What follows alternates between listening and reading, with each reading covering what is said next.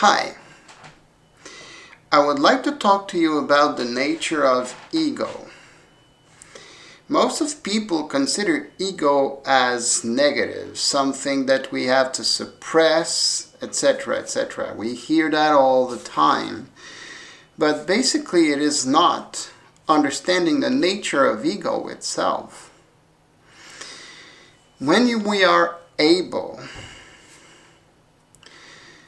the first thing that we have to do is feed ourselves.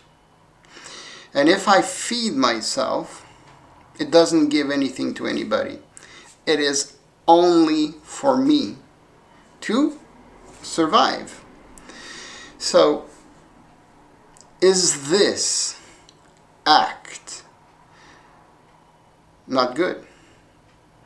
It is absolutely necessary.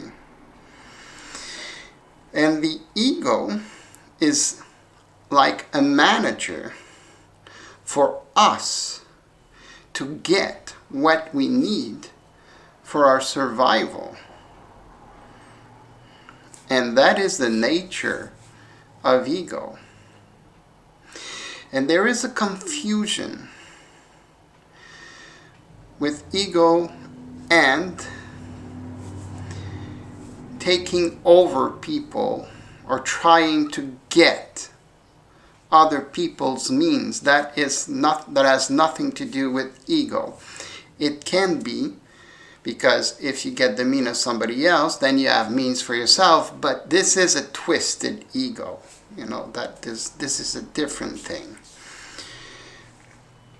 So, as I said, the nature of ego is absolutely necessary for our life survival. And it is also the center of our life cycles, because we have to feed on a regular basis, and from that need we start cycles. So I wanted to talk to you about the ego, and then in other videos I will talk to you about the life cycles that I separate, because it is very dense, all what I have to say about that.